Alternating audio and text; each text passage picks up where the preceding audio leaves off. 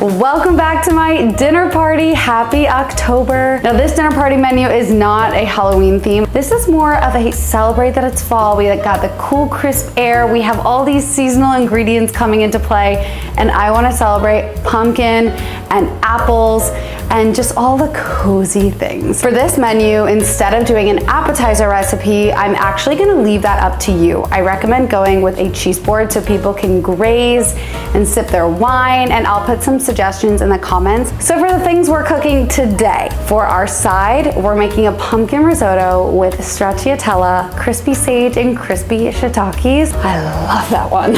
And that's gonna be served with a maple Dijon pork tenderloin. This is a roast. It is really simple. For dessert, I'm making an apple cider bread pudding with a Creme Anglaise shortcut, and that's it. This menu is gonna be off the charts. I am so excited. We are starting with dessert because make-ahead desserts are the way to go. Say it with me. And I actually make this the night ahead of time, so it's already done. I am using a challah bread. You can use cinnamon rolls for all I care, donuts, any carb that you like. Let these sit out the night before to kind of dry out, and you're just going to tear them into pieces.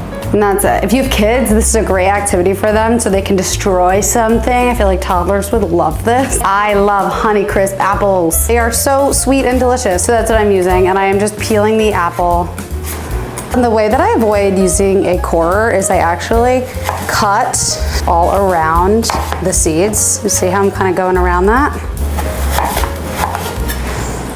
We're basically going to cut into strips and cut into little baby cubes. How cute. Gorgeous. Now it's time for the custard. This is so easy. We're just mixing apple cider, whole milk, cinnamon, a little bit of nutmeg, sugar, vanilla. You remember that muffins video? It's like blueberry, raspberry. You don't remember the muffins video? No. We're making muffins. That's right. You really don't remember that? I'm gonna have to play it for you. All right, eggs. You got 4 eggs. This is like making French toast. If you've ever done that, you will slay the bread pudding. I'm just going to use the stick of butter and butter my baking dish with it. And we're gonna start putting our bread in.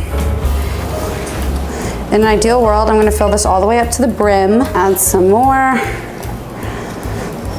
You really wanna pack that bread in there. And now we are going to pour our custard on. Use your judgment. We don't want it to become a soggy mess, but I personally use all of it. Gorgeous. And now we're just gonna bake it. If you've had dessert at a restaurant, chances are you've had creme anglaise before. It's a vanilla custard sauce. Making it at home is a headache, but for the party, we're just melting vanilla ice cream. You can just set this in the fridge overnight and it'll melt, or you can microwave it for 30 seconds until it's nice and melty. I love family style dessert. Just put this on the counter with a bunch of plates and let everyone serve themselves. It's gonna be a smash hit. Now it's time for risotto. This is second on the lineup for timing. I like to make the actual pumpkin risotto the night ahead of time because risotto actually keeps in the fridge. It's so easy to reheat, and then we'll just add the finishing touches right before serving.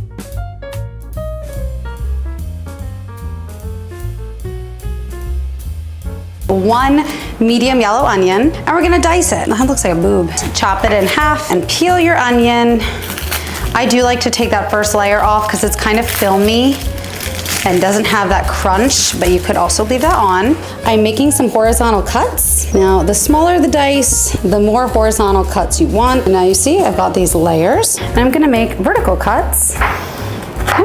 Look at that, beautiful dice. 2 cloves of garlic. Literally just smack it with the back of your knife.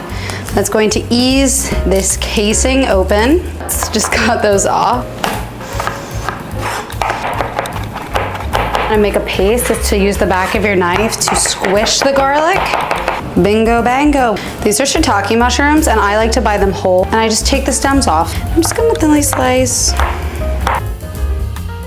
For the sage leaves, we are just taking the leaves off the stem. It's risotto time. This is something you can do while you're watching your favorite Netflix show, one of my favorite soothing activities. We're gonna start off with butter.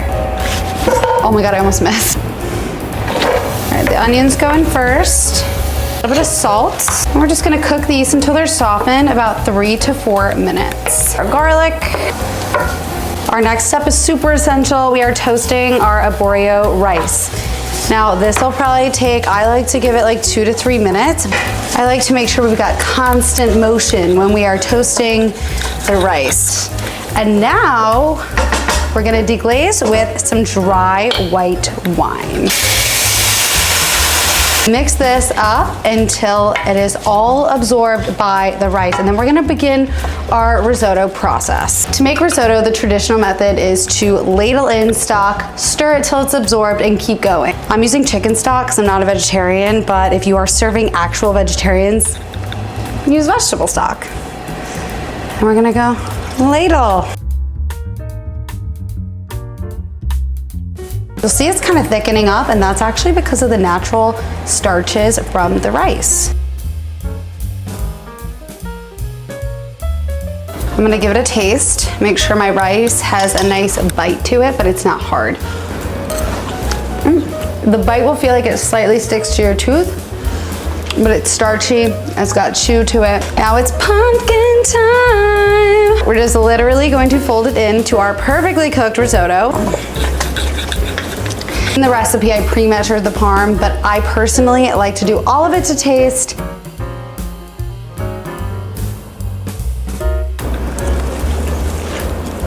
If you're making this the night ahead, you are all done. You're going to let it come to room temp, then keep it in the fridge covered until tomorrow. We're gonna make the crispy shiitakes and crispy sage. All you do is place your shiitake mushrooms on a sheet pan. We're gonna put the fresh sage leaves in any open spaces here. We need fat to build crispiness, and we need a lot of it when we're doing it in the sheet pan method. The leaves have a good amount of oil, but they're not too soggy. And same thing with the mushrooms. We want them all to get some fat on them, but we don't want them to be oily messes. Season with salt. And let them get nice and crispy. Look at that. It's pork time. I like to do this the same time that I'm working on those mushrooms. Get a paper towel. We're gonna dry off our pork tenderloin. One side is thicker than the other. This really sad side is just flimsy and it's thinner, but we want everything to be the same thickness. There are different ways you can truss it. I am going to fold this side in and just kind of create an end like this so that they are the same thickness. Slide it under the tail, which I folded. And literally all I'm going to do is tie a knot. See, now it's all pretty much the same thickness. I have some fresh thyme. I'm just going to remove the leaves from the sprigs, pinch at the top and pull down. Start with our salts.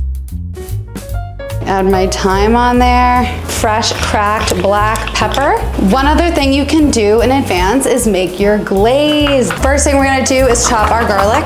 So now I'm going to add it to my maple syrup. Now we're gonna add our Dijon mustard for some bright zinginess. Oh, and some pepper.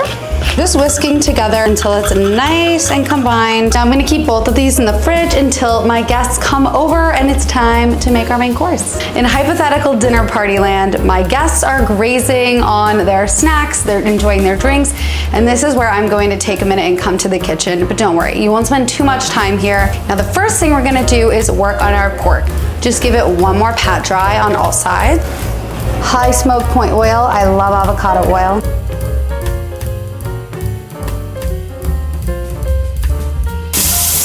Now we're going to add our glaze. Give it a nice brush. Pop this into the preheated oven. Zoop. There we go. Say bye-bye. And then we want to re-crisp these, so we're also going to put these in for a few minutes.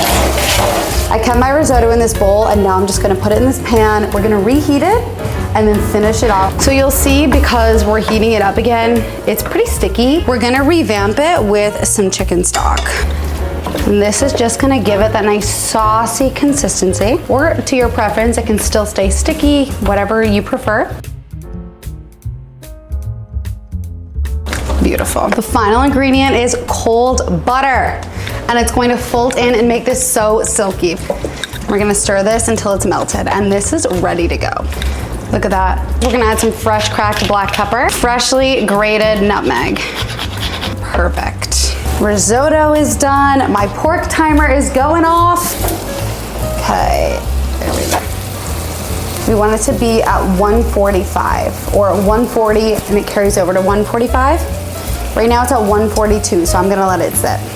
I'm letting my pork rest for about 5 to 10 minutes, and while I do, I'm gonna plate everything up. I have my plating station with my garnishes, which I set up while it was in the oven.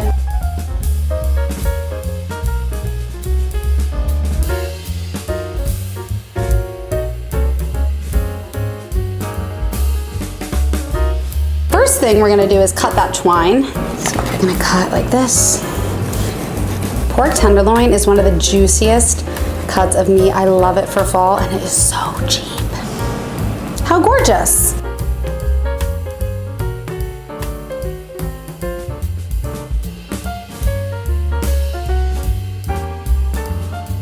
We did it. That is the October dinner party menu.